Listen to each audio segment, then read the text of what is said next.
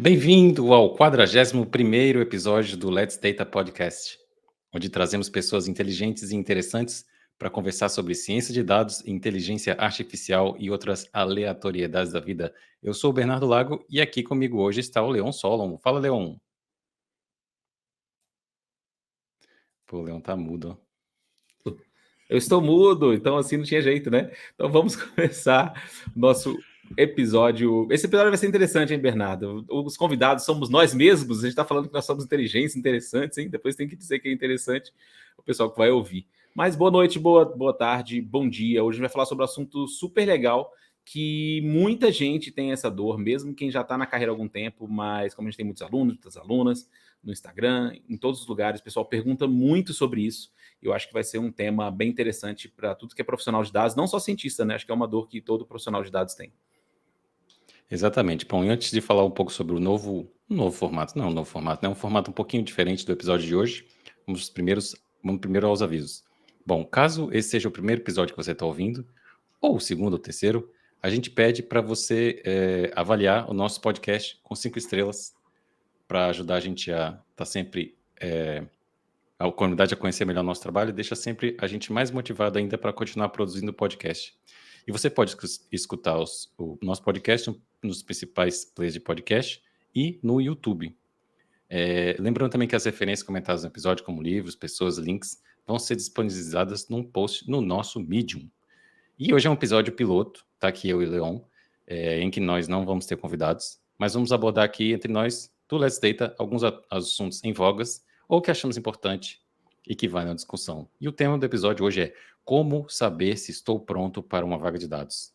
E vamos levantar alguns tópicos relacionados a isso. Bom, quer começar, Leon? Puxa um Vamos assunto. começar. Primeiro, acho que vale a pena dizer o porquê desse primeiro assunto, né? Para esse episódio diferente. Mas é porque é uma das coisas que o pessoal mais pergunta, que mais tem preocupação, mesmo quem tá. Eu até brinquei falando que quem está começando na área, mas na verdade você pode estar até como sênior, até como, né, qualquer nível de maturidade, que quando você vai aplicar para uma vaga, você vê aquele monte de coisa que está pedindo, a gente fica com muito medo de saber se está pronto, se não está pronto. E eu acho que é um assunto que é bem interessante da gente discutir, porque muita gente tem essa dificuldade, tem esse medo, e às vezes pode estar perdendo boas oportunidades justamente porque tem esse medo e não vai para frente, né? Então acho que é uma coisa que vale a pena a gente discutir, e a gente vai abordar várias etapas aqui, vários assuntos relacionados a isso, para poder tentar ajudar a perpassar esse medo que as pessoas têm de não aplicar para as vagas justamente porque por achar que não estão prontas, né? Não estão prontas. É um assunto, na verdade, que surgiu em vários episódios que a gente comentou também, né, Bernardo? Em vários convidados que a gente já trouxe aqui, convidadas. Alguns deram até uns insights bem interessantes. Teve um que eu gostei muito, da Letícia Gerola, que ela fala assim, deixa para a empresa saber se você está pronto ou não. Né? Eu adorei essa frase dela.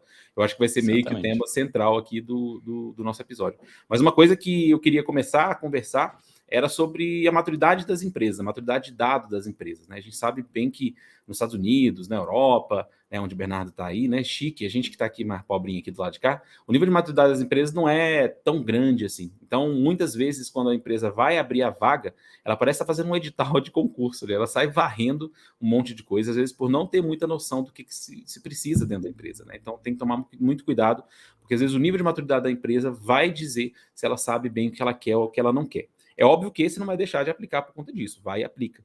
Mas eu estou dizendo isso para você se colocar do lado de lá, porque muita gente fica com medo quando vê uma vaga e vê lá que está pedindo um montão de coisas, e você fala, nossa, mas esse aqui parece um engenheiro junto com um cientista, junto com um analista, junto com um analista de BI, e eu não sei tudo isso. E na verdade é porque a empresa está insegura, porque não sabe muito bem o que ela vai contratar do outro lado, e aí ela sai pedindo um monte de coisas. Né? Tem até um episódio interessante do criador da Fast API, né, que é aquele pacote Python bem utilizado para poder criar sistemas web, criar API, e que ele disse que ele ele criou a API, né, ele tinha, sei lá, uns 2 anos que ele tinha criado a API, esse pacote, perdão, e ele achou uma vaga que pedia 4 anos, sendo que ele tinha acabado de criar o Fast API, né, ela tinha 2 anos que tinha, e a vaga pedia 4 anos de experiência no Fast API. Acho que fica bem claro que as empresas não sabem muito bem, assim. você está mais acostumado, você está acostumado com as empresas aqui também no Brasil, né, Bernardo? Você aplicou para muitas aqui, mas você está há um bom tempo já na Europa. Você vê esse nível de maturidade da mesma forma? Eu lembro que quando a gente começou a conversar com o Ciência de Dados, quando você estava migrando, a gente via que nem tinha tantas vagas assim em Portugal, né, de dados, e hoje está bombando de vagas. Você acha que o nível de maturidade das empresas em Portugal e na Europa em geral são mais ou menos parecidas com o Brasil? As vagas têm esse monte de requisitos que pode ser uma insegurança da empresa de não saber o que ela está pedindo, ou você acha que é mais ou menos parecido? Eu acho que é parecido, é parecido. É assim, eu acho que muita gente se assusta quando vai ver para se aplicar para uma vaga, ver o tanto de coisa que eles pedem, né? E acho que tem os dois lados da moeda, depois de fazer alguns episódios aqui, se ter alguns convidados aqui, tem alguns pontos de vista entre as empresas pedirem tanto para vagas que, na teoria, não precisava de tanto, né? O caso extremo é esse caso do Fast API, mas eu acho que acontece muito, eu acho que é a sua visão também, né? Que muitas empresas fazem tipo um pré-desencorajamento daqueles que não se sentem preparados. Porque imagina, a gente recebeu aqui o Luiz Nogueira, ele é chefe manager de dados da empresa global. E ele falava assim: olha, ferramenta você aprende. Eu acho que todo gerente sabe disso, né? Quando você está implementando, você precisa do conhecimento, você precisa saber como aprender e como você aplicar rápido, ou ser o mais safo possível no tempo de aprendizado, ou experiências anteriores, claro que isso é muito importante. É, mas eu acho que, assim, o que acontece nesse caso das vagas, essa é a minha visão, é que eles já desencorajam aquela pessoa que ainda não se sente segura, porque colocam muito mais coisa do que é necessário para a vaga, coloca coisa que, se você vê, a maioria das vagas que está no LinkedIn é um currículo extenso para júnior, por exemplo, anos de experiência para quem é júnior, que a gente sabe que não é assim que funciona, né? E aí vai uma discussão além do o que é júnior, o que é pleno, o que é sênior. Essa questão de pleno é uma coisa bem do Brasil, eu não vejo na Europa, por exemplo, a função de pleno. Tem o júnior e tem o sênior. O júnior é aquele que depende do sênior para ter a confiança de fazer um trabalho, precisa da validação do sênior, e o sênior é aquele que tem autonomia de trabalhar sozinho. Então, acho que, assim, nesse caso da maturidade das empresas, eu concordo muito com o que você diz, e a minha visão também é que eles acabam inflando um pouco o que é pedido, porque se a pessoa não se sente segura num ambiente hostil de ferramentas que ela não sabe, provavelmente ela não vai se sentir segura no ambiente onde ela precisa entregar e precisa aprender, vai trabalhar com gente de tudo quanto é canto ou do Brasil ou do mundo, mas eu acho que isso é uma visão que eu tenho também. E isso aí a gente já puxa o gancho o principal assunto, né, do nosso podcast, do episódio de hoje, é quando é que eu sei que eu estou pronto para aplicar, né? Quando é que eu devo aplicar? E o que que eu faço para aplicar? Como é que eu escolho uma vaga, se eu achar que a vaga é boa? Como é que eu sei que ela é boa? E vai cair numa coisa que eu acho que a gente vai falar depois, sobre a experiência em entrevista. Você participar de entrevistas, né? Então, você já quer puxar esse assunto de quando aplicar, Leon? Você ainda tem alguma coisa para falar sobre as empresas, sobre as Não, eu vagas em acho que, geral? que era legal fazer um paralelo também, né? Primeiro eu só vou falar o nome do convidado que falou sobre isso, que é o João Paulo Nogueira, né? Você falou, acho que Luiz Nogueira, é só porque a pessoa não vai achar Oh, lá. João Tem o Paulo Luiz Nogueira, Santos e tem o João exatamente. Paulo Nogueira. Então, o João Paulo Nogueira falou isso que eu achei bem interessante. Eu sempre falo isso, né? Eu toda hora falo que eu sou velho, que eu sou velho, sou velho, mas é verdade. Eu já vi, eu já vi o mesmo ambiente de maturidade, de maturação na área de tecnologia e desenvolvimento. Eu faço esse paralelo lá.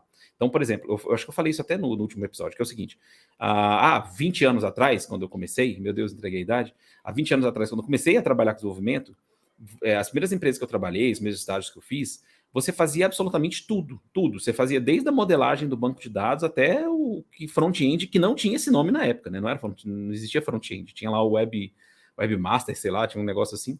Então dava para Webmaster. perceber, né, webmaster, lembra disso? Então era a mesma coisa na época. Eu lembro que quando eu ia olhar para as aplicações de vaga de tecnologia, era terrível, porque ficava assim: você tem que saber desde R, você tem que ser um DBA e você tem que ser um desenvolvedor de mão cheia para tudo.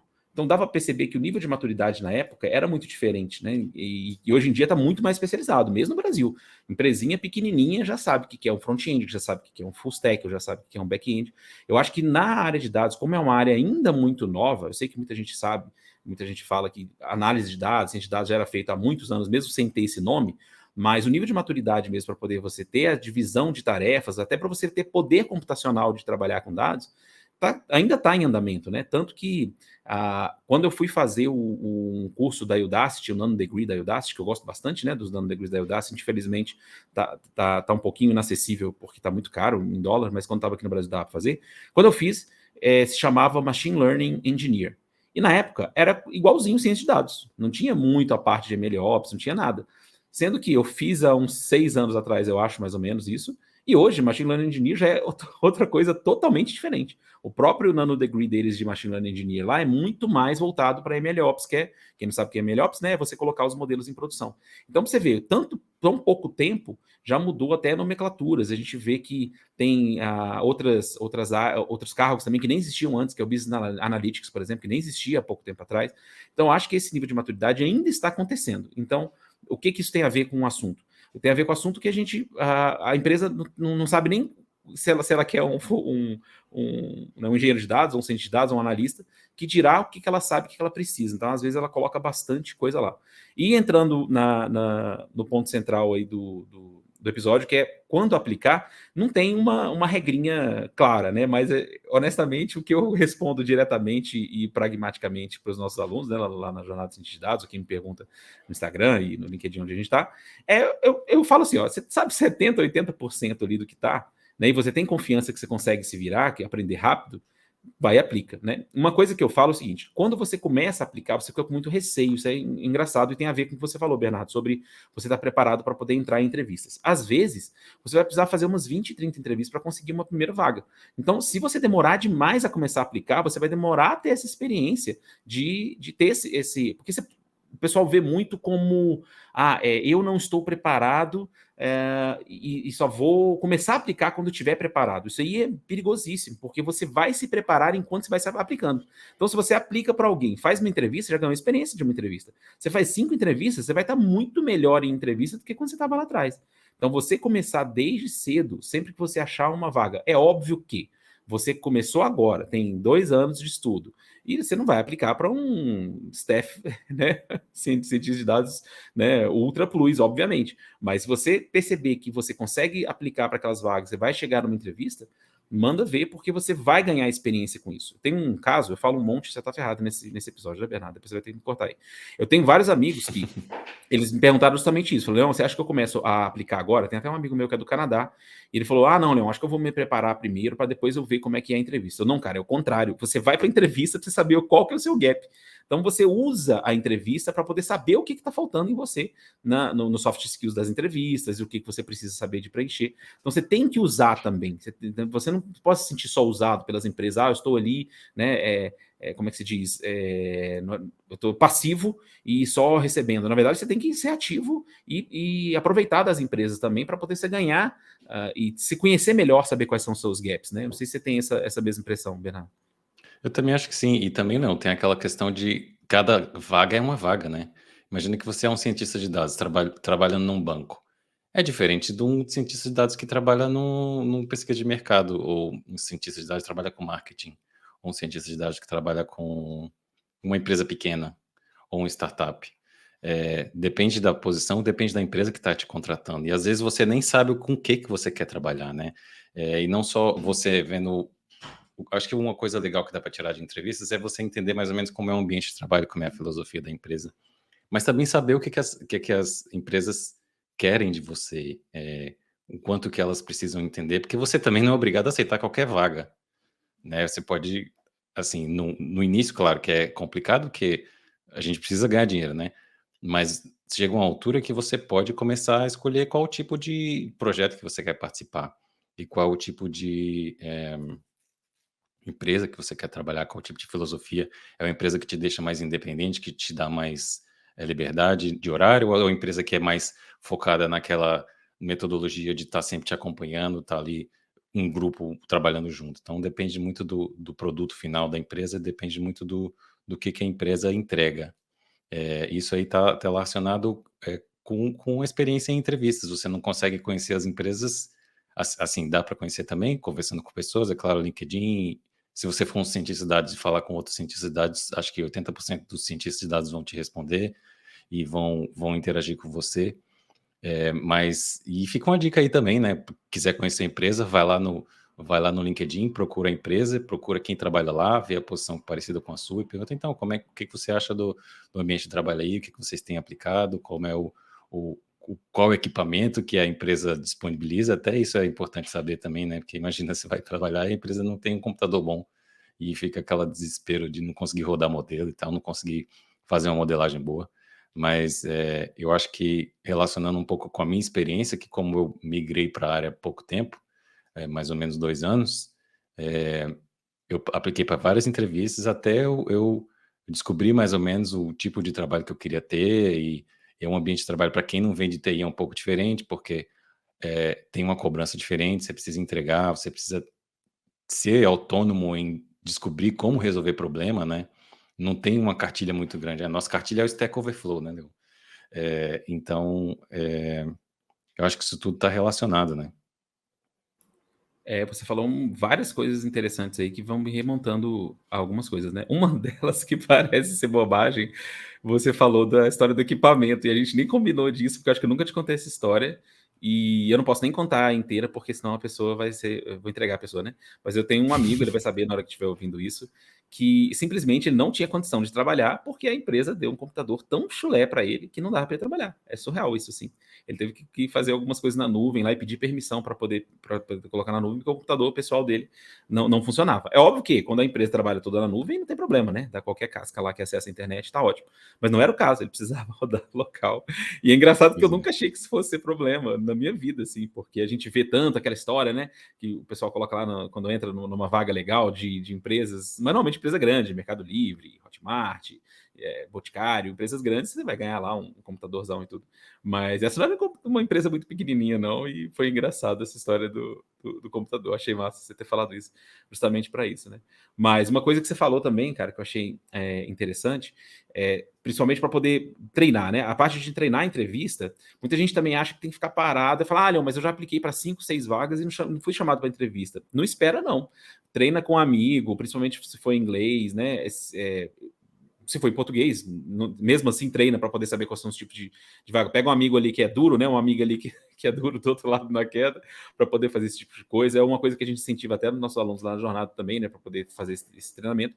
E eu tenho uma dicasinha, que eu nem sei se eu te passei, Bernardo, porque quando eu fui te passar, você já tinha conseguido a sua tão sonhada vaga, que é o Interview Cake, esse site que é bem interessante. Ele é muito mais para tecnologia e FAANG, que a gente chama, né? O que é FAANG? Mudou agora, né? FAANG era Facebook, Amazon. Qual é o outro A, hein?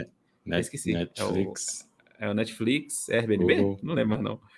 Sei lá, sei que tem um monte de empresa com. São as grandes empresas, né? As Big Techs, que contratam pra caramba. Elas são muito focalizadas para isso, mas ultimamente tem bastante coisa de entrevista para dados também. Então é bastante legal, né? Que chama Interview Cake. Apple. Pena que é Apple, falando de Uhum. Airbnb, né? Tadinho da Airbnb, perto da Apple, né? Um dia chega lá. Agora é Mang, né? Porque o Facebook é a meta. Mas esse Interview Cake é bem legal. Tem um amigo meu, outro amigo meu que foi para a Alemanha na época, e ele se aproveitou muito desse Interview Cake porque ele não estava conseguindo chegar nas entrevistas para poder treinar, né? E aí acaba que ele entrou nesse Interview Cake, foi bem legal. É pago, né? Mas dependendo, acho que vale a pena. E se não tiver, a grana tá curta ali, vai com um amigo mesmo, pega o Cambly, Cambly tô dando um monte de jabá à toa aqui, depois vocês patrocinam a gente aí.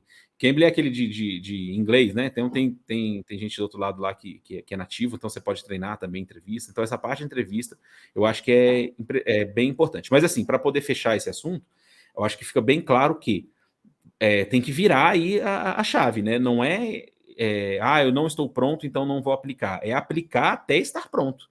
É meio paralelo com a vida de concurseiro aqui, né? Eu que sou de Brasília, comecei a dar aula na época de cursinho. A gente falava, concurso não é quando passar, é até passar, né? Então você vai aplicando, você vai aprendendo, ganhando mais incentivo. Esse meu amigo que eu brinquei lá, que é lá do Canadá, ele é super introspectivo, então ele tem uma dificuldade mesmo, ele é super capaz, excelente, Só que ele é muito introspectivo, é muito, né, tem bastante dificuldade de se expressar, assim, no sentido dele ser bastante vergonhoso. E ele falou, Leão, se eu não tivesse feito um monte de entrevistas antes, eu não tinha passado, né? Hoje ele está numa empresa bem legal lá no Canadá, e ele falou que se não fosse ele ficar aplicando para outras empresas, para muitas empresas, e chegado na entrevista para poder treinar, ele não tinha passado nas entrevistas, né? Hoje ele está numa empresa bem legal, aquela empresa que faz joguinho, motor de joguinho, é Unity que chama, né? Unity, ele trabalha na Unity lá no Canadá. É uma empresa bem legal mesmo. Ele trabalhava para uma empresa da Petrobras lá no Canadá, foi para o Canadá e acabou trabalhando para a Petrobras, né? E aí hoje trabalha na Unity, é bem legal. Muito bacana essa história. Olha, Leão, eu vou voltar um pouquinho e vou pegar um gancho aqui que a gente falou também que no passado as empresas ainda não tinham, voltando um pouquinho da maturidade da empresa, eu vou pegar esse gancho para falar sobre, é difícil estar 100% atualizado, né? Além daquela brincadeira com Fast API, eu acho que sempre o valor ou o custo de tecnologias vai diminuir. E a nuvem mudou, aplicações na nuvem mudou isso de maneira exponencial, de preços descendo, né? Antes, para uma empresa trabalhar com dados, precisava de uma estrutura própria, né? Precisava de estrutura local, precisava de uma estrutura física própria. E hoje, com a nuvem, você pode comprar um servidor, e aí você vai pagar o quanto que você pode pagar, quanto você paga, quanto poderosa é a máquina que você vai comprar, e o custo está sempre diminuindo, e novas ferramentas vão aparecendo, e tudo está migrando para a nuvem, né? Não necessariamente você vai ter todas as empresas trabalhando na nuvem, mas isso hoje você fazer esse outsourcing do seu servidor para a nuvem vai sempre fazer com que as empresas diminuam os custos e abram mais oportunidades até investir em área de dados, coisa que a gente não conseguia no passado, né? E eu vou fazer um gancho mais ou menos com a questão de é difícil você estar sempre atualizado em 100% das tecnologias que aparecem. Esse caso do Fast API é um caso engraçado, mas voltando àquela questão de que depende do tipo de trabalho que a sua empresa, do tipo de produto ou serviço que a sua empresa vende, porque você está atualizado com todas as ferramentas. Imagina, você precisa estar 100% atualizado com cloud, com todas as bibliotecas de Python de machine learning que existem, todas as bibliotecas de visualização, e isso é complicado. Numa empresa grande, acho que facilita, e muitas empresas como grandes bancos digitais têm feito um sistema unificado onde você trabalha na sua linguagem, você trabalha com as suas ferramentas e no final eles vão fazer aquela tradução para o servidor unificado deles, otimizado, especialmente em banco, né, que é tudo em tempo real, com otimização de performance e tudo mais.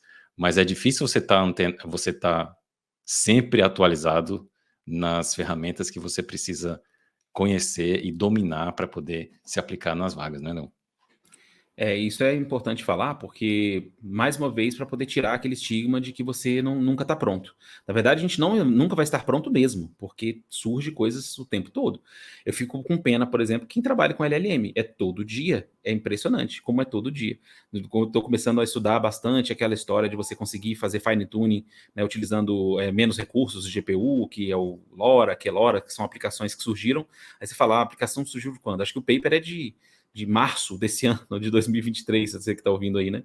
E aí, semana passada, já surgiu um outro paper que aumenta o contexto dos grandes modelos de linguagem e que também é uma espécie de mini revolução dentro da LLM. Então, que empresa que vai, que profissional que vai ser 100%, né, saber sobre aquilo, ter experiência naquilo? Não vai. Então, uma coisa que é muito importante, que a gente sempre fala também, é que você tem que estar preparado a aprender. Aí é outra história.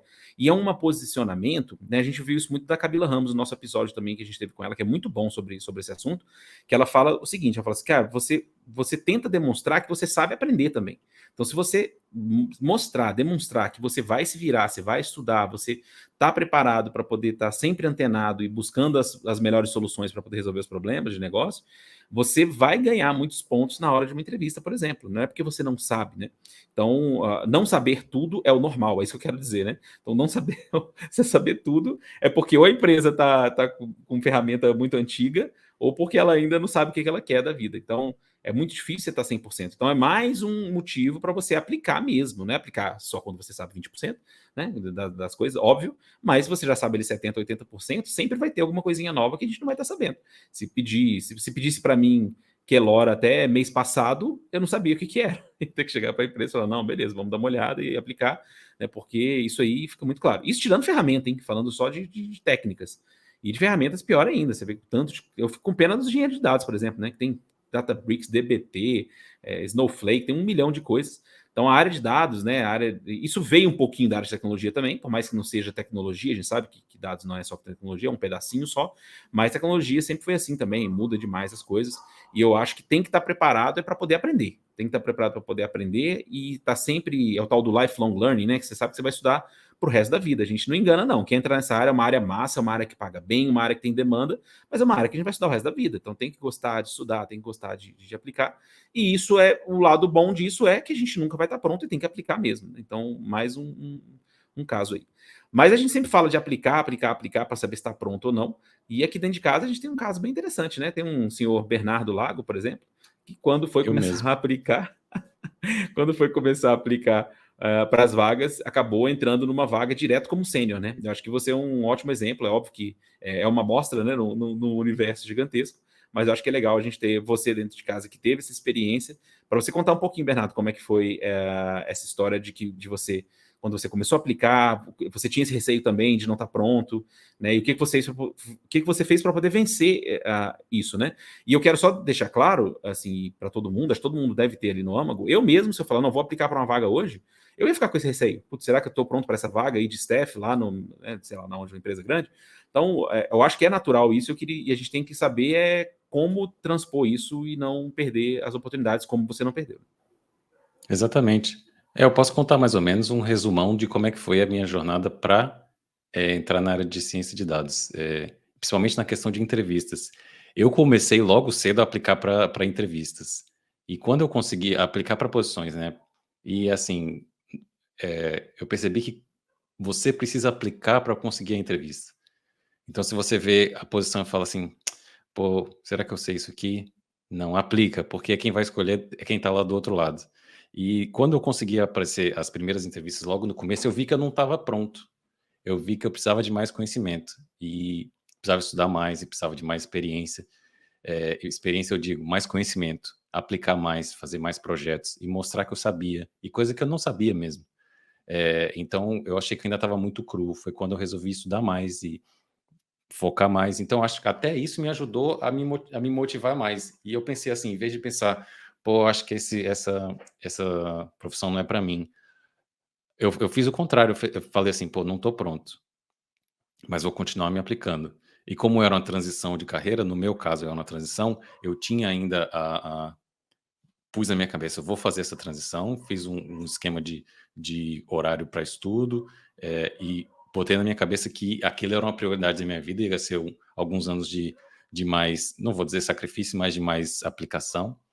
E estudei mais, apliquei mais, aprendi mais, devorei o Pandas para ser o mais proficiente possível na biblioteca, que eu acho que é a queridinha dos cientistas de dados é o Pandas, não tem nenhum cientista de dados que não trabalha muito em Pandas, a não ser quem já está trabalhando com Big Data e tal. E não vamos nem falar aqui o que é sobre Big Data, hein, Leon, que ninguém mais sabe o que é Big Data, né? Isso é tema para outro episódio. Mas, eu fui melhorando, fui aplicando mais e fui tendo mais experiência em entrevista, e a gente pode falar sobre soft skills também, né, o que é muito importante nas entrevistas. E chegou uma hora que eu comecei a ficar mais confiante e é claro, você vai depender muito do jogo de cintura de quem está te entrevistando, quanto a pessoa tá disposta assim, o recrutador, ele sabe logo do início se você está pronto ou não. Eu tenho essa visão. Mas, ao mesmo tempo, muitos recrutadores trabalham com banco de posições. Então, pela natureza do recrutamento, eles precisam saber se aquela pessoa, de repente, não é boa para outra vaga que eles têm, ou para outra vaga que possa aparecer no futuro. Então, até nesse ponto, é bom para você se posicionar, por exemplo, imagina, agora eu não estou pronto para essa vaga, mas pode ser que no futuro a gente converse de novo. Já aconteceu várias vezes, empresas que disseram não, falaram assim, olha, ainda não é para você, ou essa vaga não combina com o seu estilo, ou não com o meu estilo, mas com o meu perfil, mas que me contactaram no futuro e falaram, a gente pode conversar de novo. Várias empresas voltaram e pediram para conversar de novo, para saber o que eu tenho trabalhado, quais são as minhas expectativas financeiras. Então, eu acho que o que me motivou foi o não. Eu falei assim, ok, tá bem, ganhei o não, então vou trabalhar para o sim. O não eu sempre tenho. Então, fui estudando mais, fui aplicando mais, foi conversando com mais pessoas, foi falando com quem já tem experiência, é, tentando entender o que era importante saber, como é que era importante saber, o que era importante focar nos meus estudos, né? E muita coisa veio do soft skills. E eu acho que o que me ajudou também na minha entrada como sênior na vaga de dados, e a gente pode falar o que cada empresa, o que significa sênior para cada empresa. Já disse que eu acho que o pleno é um tipo de posição que só existe no Brasil, ou eu não vejo em outro lugar do mundo, que tem júnior, pleno e sênior, né? Eu vejo muito júnior e sênior, como eu já falei mais cedo no episódio. Mas o que me ajudou foi porque eu já tinha uma experiência profissional de alguns anos. Claro que não é o caso de todas as pessoas, foi um caso específico meu, como a gente sempre diz, não é? É, então, isso me ajudou a ser uma pessoa mais independente, a correr atrás mais facilmente de uma pessoa que acabou de se formar. Não que a pessoa tenha menos é, qualidade. Às vezes tem até mais qualidade que eu, mas precisa de alguém para, às vezes, dar uma dica ali, ó, tenta ir por esse lado aqui, ou então a forma como tratar as pessoas que trabalham com você, ou pessoas que estão numa posição um pouco acima. Isso tudo, eu acho que o sênior vai te ajudar, principalmente se você for entrar como júnior, a como se portar e tal. E eu acho que a gente pode falar um pouquinho também, né, dos soft skills, né, uma coisa que muita gente deixa de fora, olho no olho, ter coragem de dizer que não sabe, ou deixar claro que você sabe como se virar e como aprender, porque eu acho que cientista de dados é a pessoa e quem trabalha com dados, e quem trabalha com desenvolvimento, quem trabalha com TI em geral, é a pessoa que sabe se virar, né? E sabe correr atrás de entender o que está acontecendo e voltar com novas ideias. E se não tiver novas ideias, saber discutir e entender rápido o que está acontecendo na empresa, né? Ter aquele entendimento do negócio, que a gente volta lá ao CRISP-DM, dados é negócio, a gente está trabalhando sempre para o negócio, para melhorar o produto que a gente vende, para ter mais qualidade no serviço que a gente oferece.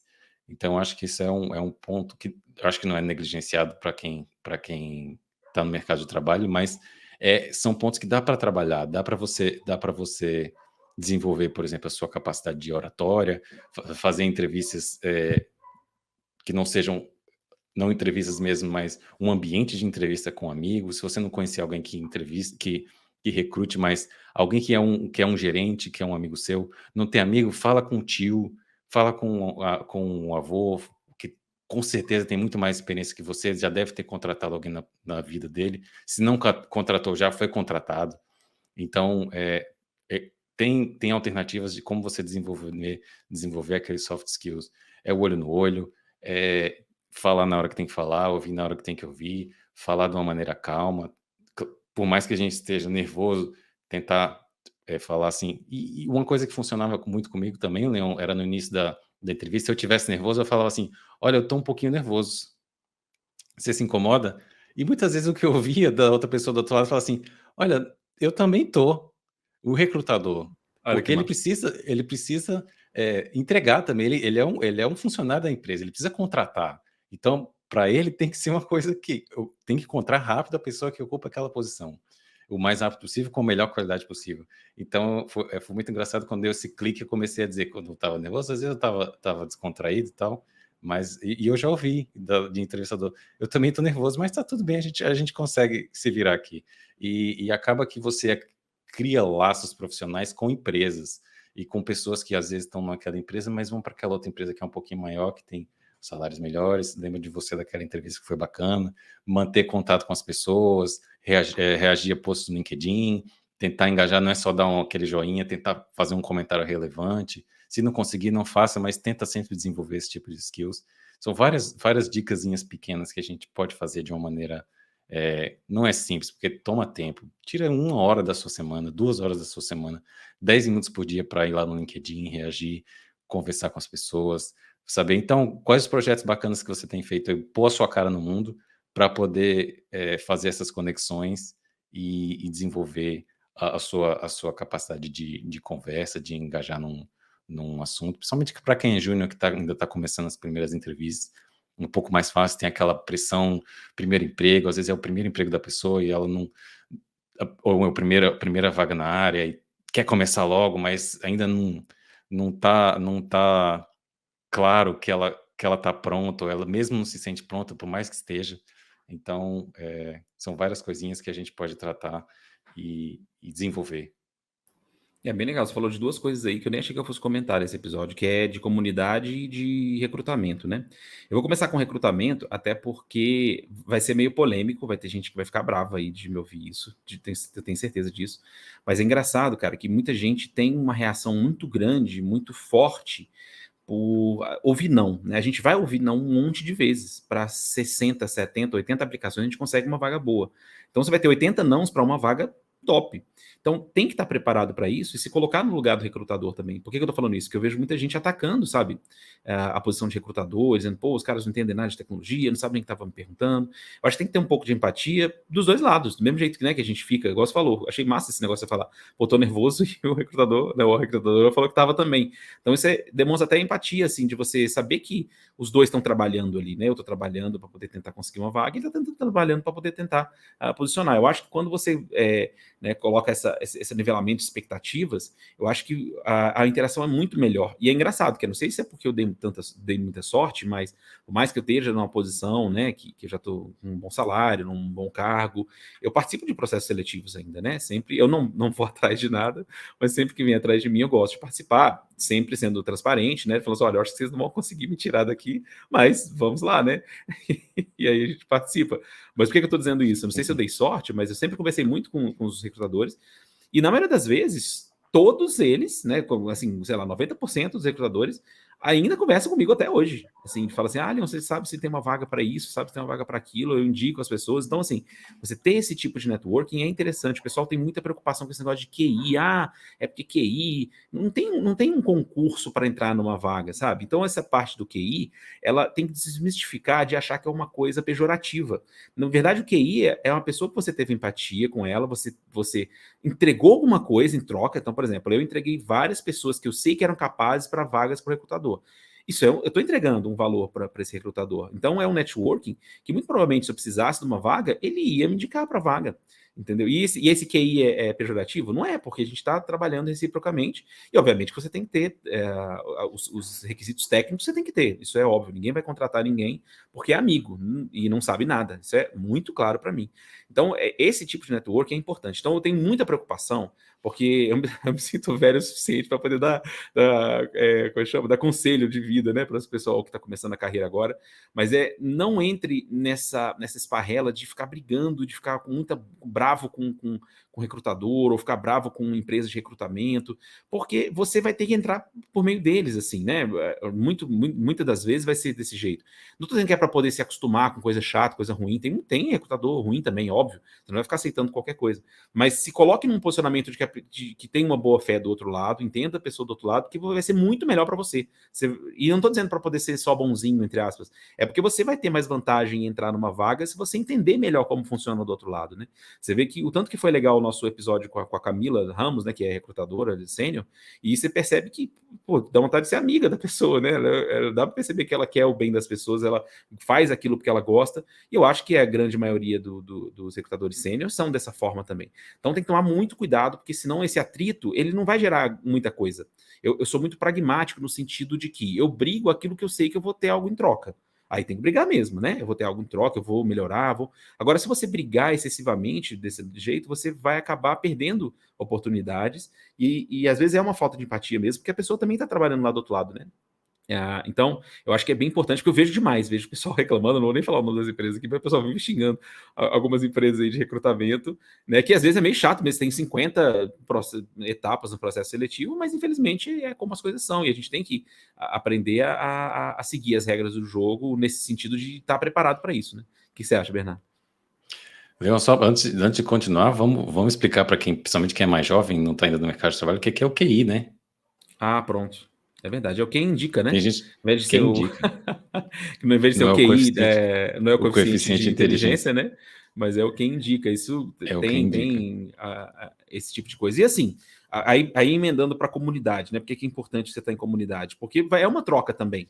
Então a gente participa mesmo de um monte de coisa. A gente está lá no Data Hackers, quem não conhece, é uma comunidade, tem que entrar lá numa comunidade de Dados Brasil, tem a Universidade dos Dados do IUC, tem um monte de comunidades, né, tem o Deep Learning Brasília, para quem é de Brasília aí, ó, tem um grupo bem legal do PyData Brasília, Deep Learning Brasília. E para que serve isso? Para poder ficar trocar experiência. Você tem troca de experiência, você tem troca de favores, né, no sentido né, construtivo da coisa. Né, eu vivo dando palestra aqui no PyData, por exemplo, ou em vários lugares que me chamam, eu sempre vou, né, de graça, vou dar palestra. Se quiserem que eu dê palestra, é só me avisar, porque é uma troca de conhecimento, é uma troca de experiência, e é um networking que você faz, que é um networking ganha-ganha, entendeu? Você não está forçando a barra para poder alguém te contratar ou te querer alguma coisa, você se sente bem porque você está doando alguma coisa, e você tem aquela pessoa como parte do seu networking ali, se você precisar de algum dia de alguma coisa, né? No sentido mais construtivo possível, né? Exatamente. Eu acho que uma frase que eu gosto sempre de usar, que eu já usei aqui, é o não você já tem.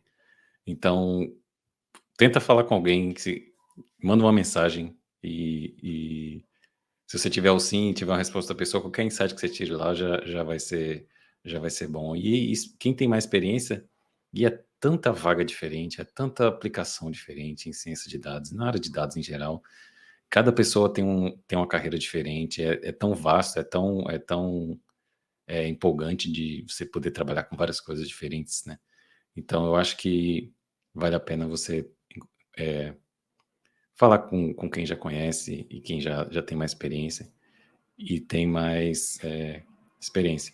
Bom, vamos falar então um pouco, Leão, sobre dicas mais concretas de como aplicar. Por exemplo, cada aplicação é uma aplicação diferente, né? Você tem é bom ter, claro, um CV genérico, um CV, né, que a gente chama, já nem sei mais como é que é que a gente fala mais, mas eu vou chamar de CV, o currículo. Currículo, essa é a palavra que eu queria lembrar.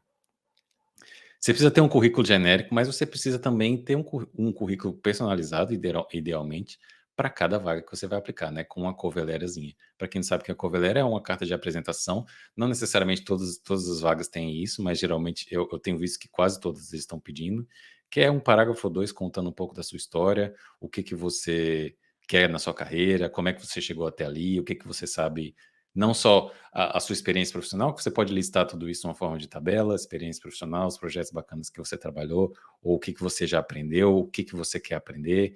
Isso tudo esses últimos tópicos vão na sua cover letter. Então, ou na sua carta de apresentação. É um detalhe que passa batido às vezes, né, Leon, que o pessoal fala assim, ok, já tenho meu CV pronto, vou aplicar e já vou tacar em todas as vagas. Imagina que uma vaga você vai focar em trabalhar em scripts Airflow.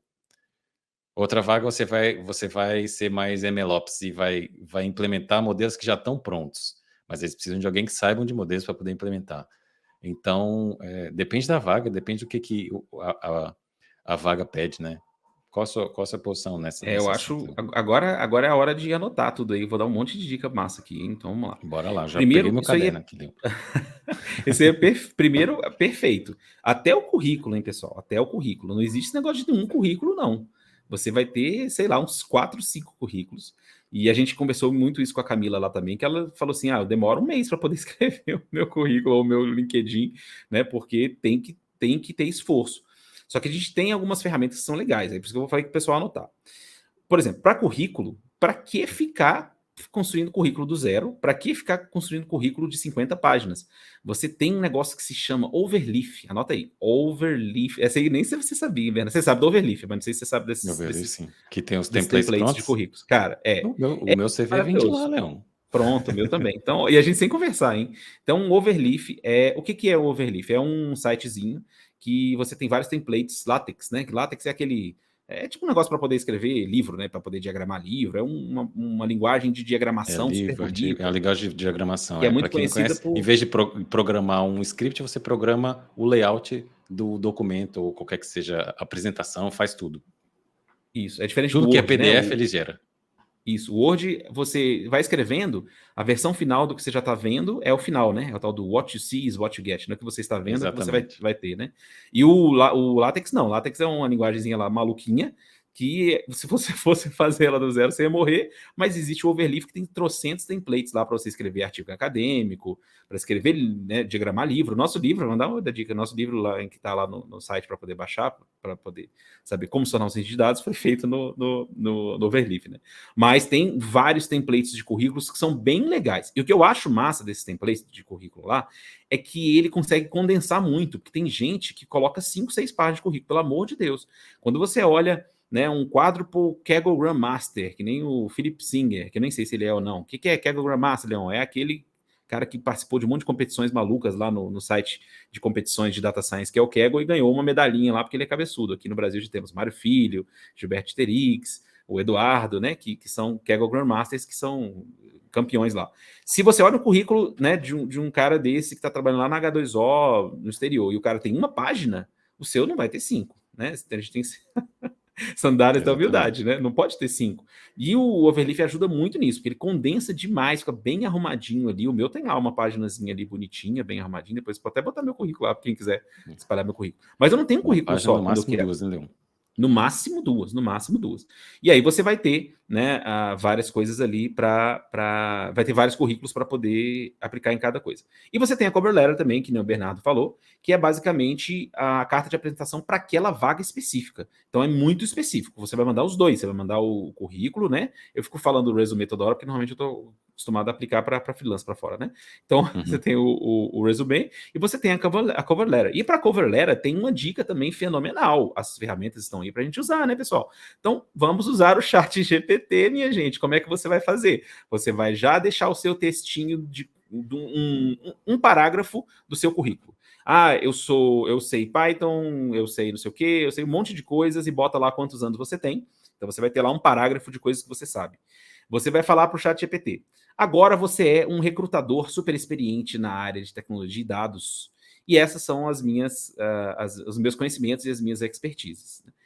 Eu quero uma cover letter ou uma carta de apresentação para essa vaga e coloca lá a vaga para especificar, né? E o que é legal disso?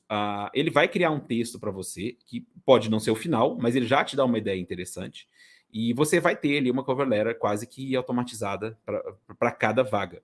O que é legal de você colocar a expertise antes? Porque senão você não colocar, ele vai inventar um monte de coisa, vai dizer que você sabe Java, R, tudo, né? Ele vai dizer que você sabe tudo. Então, quando você coloca alguma, já com essa experiência, ele tenta, inclusive, achar similaridades. Olha que massa, eu já fiz uma que é assim, vou dar um exemplo prático. Eu já trabalhei com Java há muito tempo, né? Mas hoje sou Pythonista de coração, feliz, e trabalho com ciência de dados há muito tempo com isso. Então, eu coloquei lá, sei isso, sei aquilo, sei um pouquinho de Java, babá, né? Não dá para dizer que eu sei tanto Java, mas que faz tempo que eu não trabalho. E a vaga se pedia Scala, que é uma linguagem que eu nunca trabalhei. E aí eu coloquei. E ele mesmo fez um mapeamento. Falou, olha, apesar de eu não saber Scala, eu já trabalhei muito tempo com Java, que é uma linguagem parecida. Eu nem pensei nisso. Então, assim, ele fez uma correlação na cover letter que foi bem interessante. Então, é uma dica muito legal, né? Porque às vezes a gente fica com aquela preguiça de aplicar para aquela vaga. Eu falo muito de freelance, por isso que eu falo mais de freelance, né? Você está com preguiça de aplicar porque você tem que aplicar 50 vagas para conseguir uma. Então, você faz isso e vai dar um resultado legal.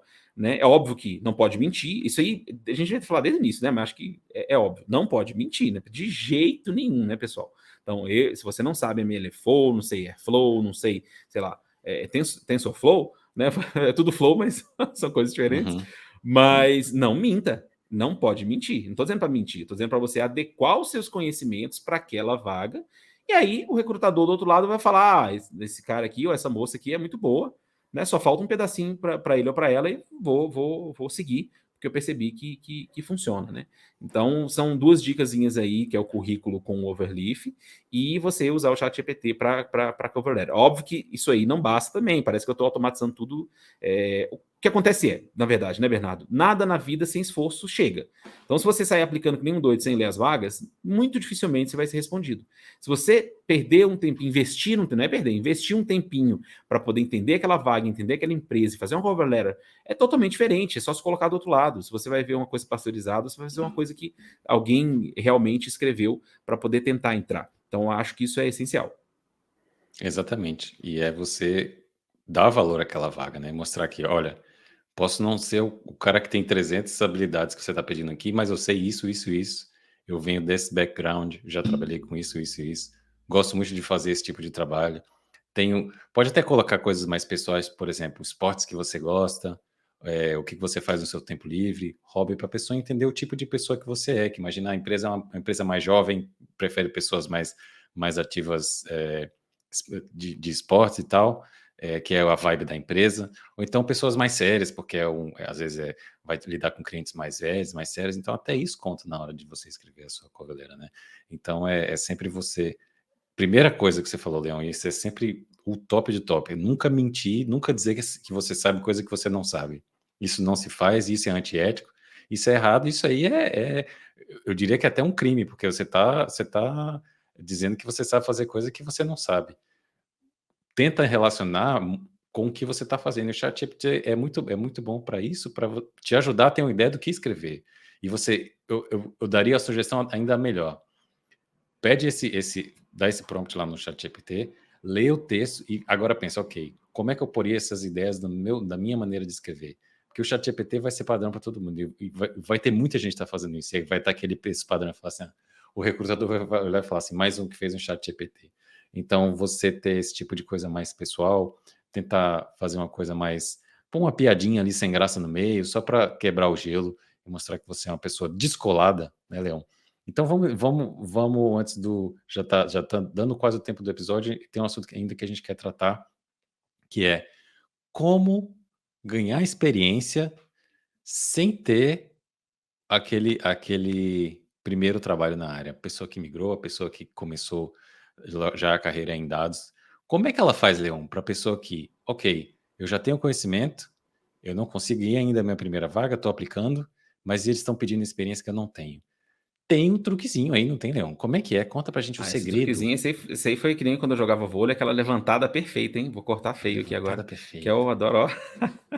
Eu adoro esse tema, né? O pessoal sabe disso, mas uma coisa que eu bato muito, principalmente porque é uma espécie de mini emprego, né? Eu acho que é um mini empreguinho ali. E para um mini emprego, você não precisa ser um profissional completo, você não precisa ser um profissional de ultra experiência, que é trabalhar com freelance, né? Eu sempre falo para os meus alunos, todo mundo, na verdade, que trabalhar com freelance é uma das coisas mais incríveis que um profissional de dados pode fazer.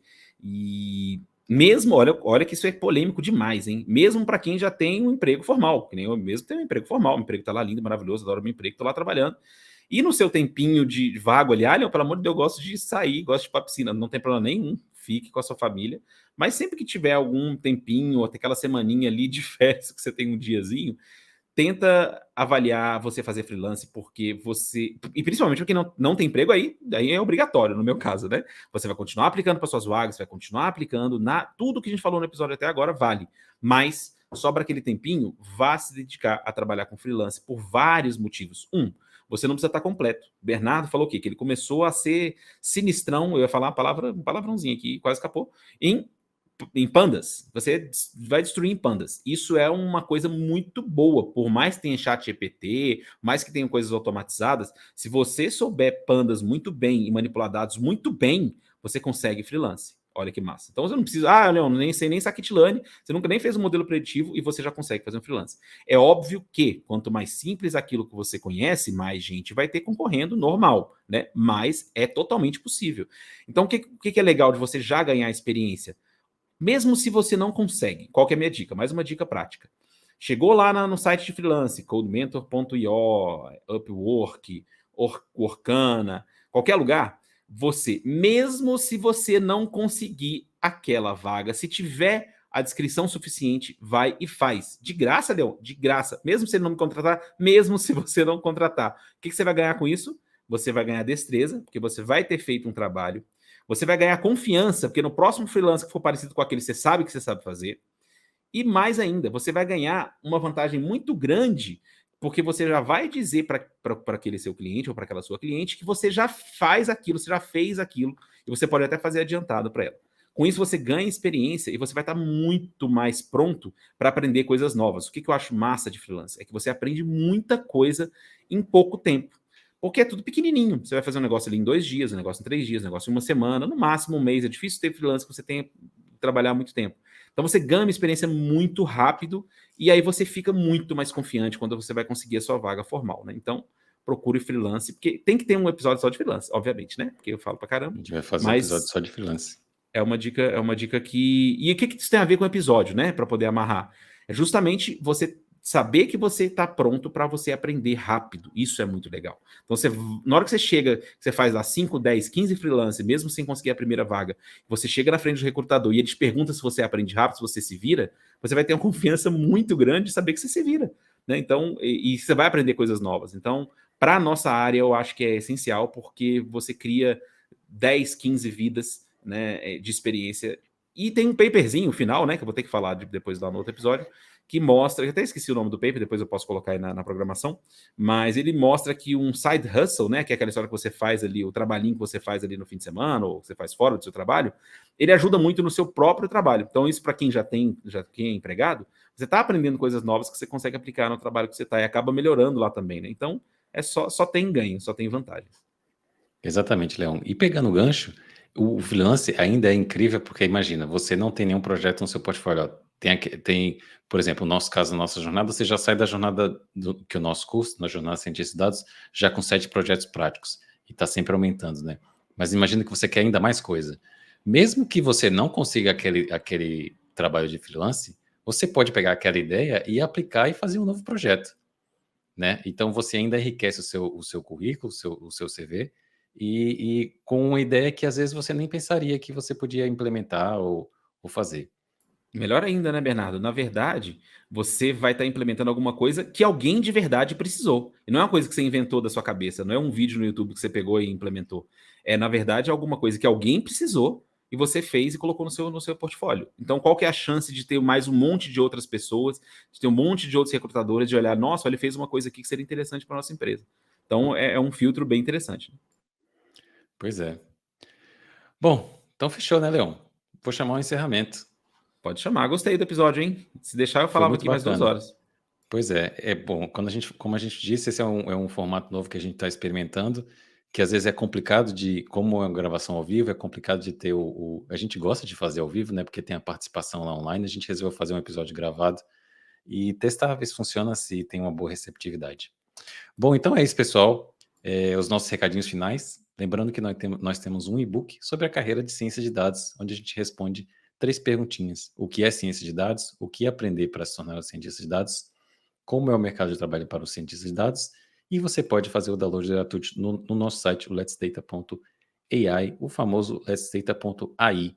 No site você ainda pode também fazer a inscrição na nossa newsletter semanal sobre ciência de dados, que a gente faz com muito carinho, com notícias relevantes semanais. E no site também você pode se inscrever para ficar sabendo das próximas turmas da Jornada Cientistas de Dados, que é um curso completo que o Let's Data fez para você com muito cuidado e muito completo para você se tornar um cientista de dados desejado pelo mercado. Siga a gente nas redes sociais, o Instagram é @letsdata.ai, e onde nós postamos conteúdos diários, e o nosso Twitter é @letsdata.ai, tudo junto, onde distribuímos conteúdos sobre ciência de dados e coisinhas engraçadas também. Se inscreva também no nosso canal no YouTube e ative o sininho para as notificações para ficar ligado dos próximos episódios do podcast e também dos conteúdos de Data Science que a gente produz por lá. Nós estamos no LinkedIn, no Facebook, no Medium, no Spotify, em tudo quanto é lado. Um abraço, Leão, um abraço, pessoal, e Let's Data!